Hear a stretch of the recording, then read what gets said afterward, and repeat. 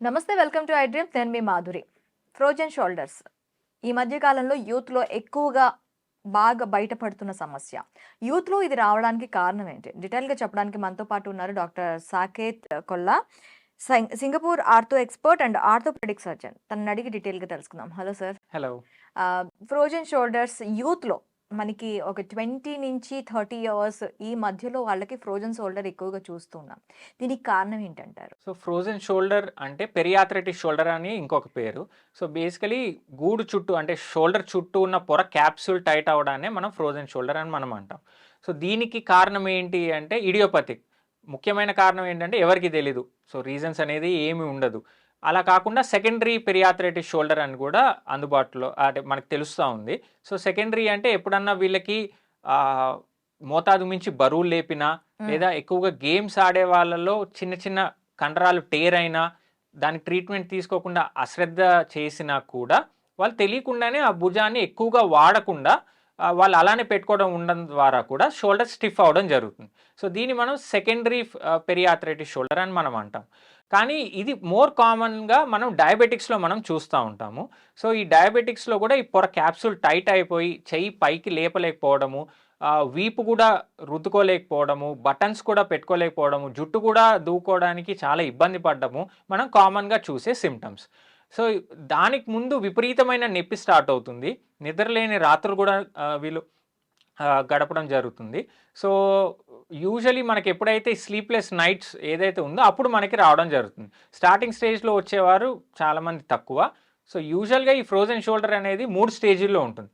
So ఏ treatment తీసుకోకపోతే యూజువల్గా 18 మంత్స్లో పెయిన్ అనేది తగ్గిపోతుంది. కానీ 18 మంత్స్ వాళ్ళు పెయిన్ భరించాల్సి వస్తుంది. కానీ 18 మంత్స్కి పెయిన్ తగ్గిపోయినా మూమెంట్ అనేది స్టిఫ్ అయిపోతుంది. ఓకే. సో కాబట్టి తొందరగానే షోల్డర్ పెయిన్ వచ్చిన తర్వాత ఒకసారి కారణం ఏంటో తెలుసుకొని అసలు అది ఫ్రోజన్ షోల్డరా లేదు ఇంకా వేరే ఏదైనా ప్రాబ్లమా. కొంతమంది సాఫ్ట్వేర్ ఇండివిజువల్స్ వాళ్ళు కూడా రాంగ్ పోస్చర్లో వాళ్ళు కీబోర్డ్ హైట్లో పెట్టుకోవడం వల్ల కూడా భుజ నొప్పి వస్తూ ఉంటుంది. సో అది సుప్రాస్పైనస్ టెండినైటిస్ అని మనం అంటాం.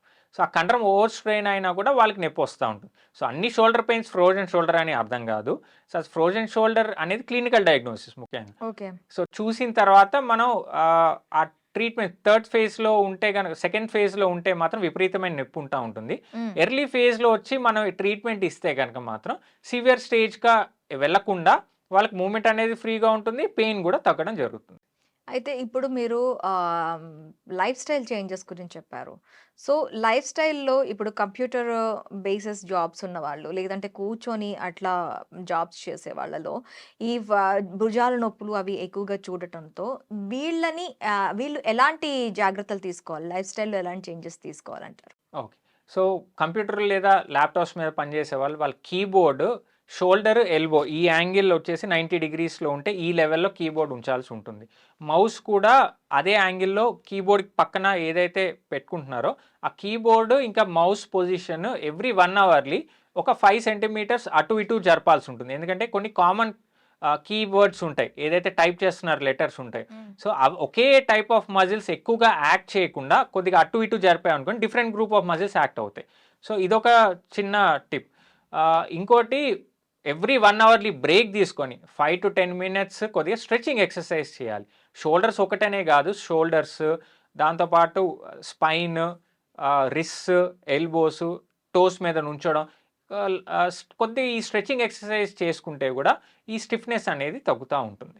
ఓకే. వీళ్ళు ఇంకా లైఫ్ స్టైల్స్‌లో ఇంకా ఏం చేంజ్ చేసుకుంటారు? ఫుడ్ హ్యాబిట్స్‌లో ఏమైనా చేంజెస్ ఉండాలంటారా? షుగర్ ఉన్న వాళ్ళలో డెఫినెట్గా షుగర్ లెవెల్స్ కంట్రోల్లో ఉండాలి.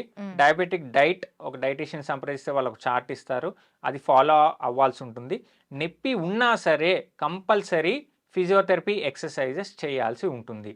సో అవి ఎక్సర్సైజ్ ఏంటంటే వీల్ ఎక్సర్సైజెస్, దాంతోపాటు pendulum exercises, shoulder range of movement exercises compulsory చేయాల్సి ఉంటుంది.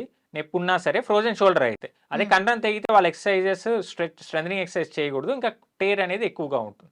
సో ఎలా నిర్ధారించడం అంటే ఎంఆర్ఐ స్కాన్ తీస్తే కనుక అసలు మనకి ఏంటి ప్రాబ్లం అనేది నిర్ధారణ చేయడం జరుగుతుంది.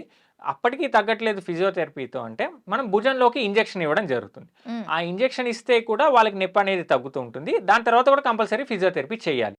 ఒకవేళ నొప్పి ఇంజెక్షన్ ఇచ్చినప్పటికీ నొప్పి తగ్గలేదు అంటే? సో, ఇంతకుముందు పూర్వకాలం ఏం చేసేవారంటే ఇంజెక్షన్ ఇచ్చినా తగ్గట్లేదు అంటే ఆపరేషన్ థియేటర్‌కి తీసుకెళ్ళి మత్తిచ్చి దాన్ని బలవంతంగా భుజాన్ని లాగే ప్రక్రియని మ్యానిపులేషన్ అని మనం అంటాం. హ్మ్. సో, అన్ని డైరెక్షన్స్‌లో గట్టిగా లాగితే ఆ టైట్ అయిపోయిన పొర అంతా ఫ్రీ అవుతుంది.